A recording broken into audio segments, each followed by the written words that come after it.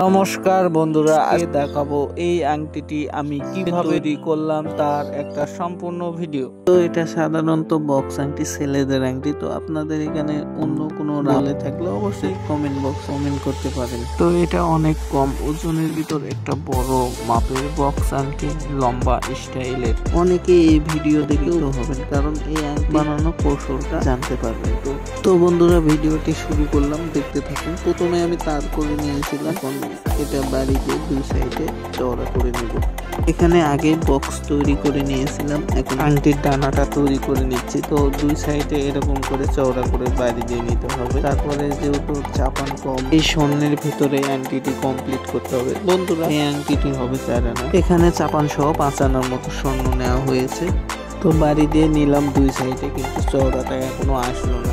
এখন কি করবো, দুই মাথা টুকরো কেটে নিয়ে আবার ওগুলোই লকায়ে ফেলবো, তারপরে আবারও বাড়ি দেবো। দেখতে থাকুন বন্ধুরা আমি কি করতেছি।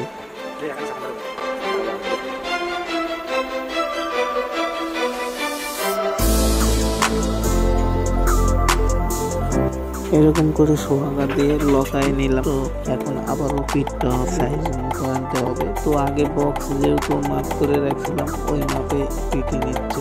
তো করা হয় নাই, কারণ সময়ের একটু প্রবলেম ছিল, কারণ করার ভিডিওটা দেখানো হয় না। আবারও ওরকম করে দুই পারে পিটাই নিতে হবে। বক্সের যে মাপ ছিল ওই অনুযায়ী চওড়াটা করে নিচ্ছে। তো বন্ধুরা, দেখতে কিভাবে আমি আংটিটি সম্পূর্ণভাবে বানাচ্ছি।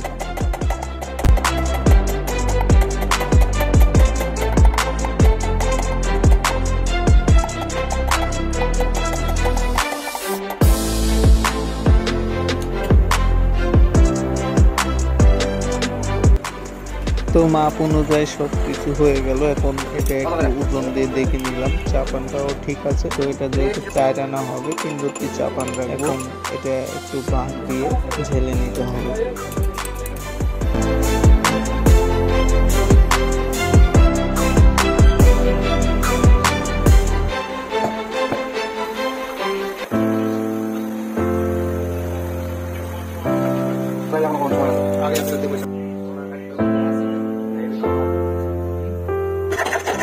তো বন্ধুরা, এখন ঘষে একটু মিলাই নিতে হবে। মিলানোর পরে এটার উপরে একটা লেটার ঢালা হবে। তো ইংলিশ লেটার আর অক্ষর হবে।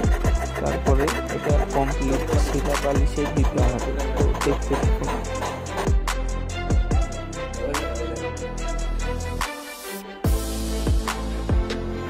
এই আর লেটারটি হাতে বানানো।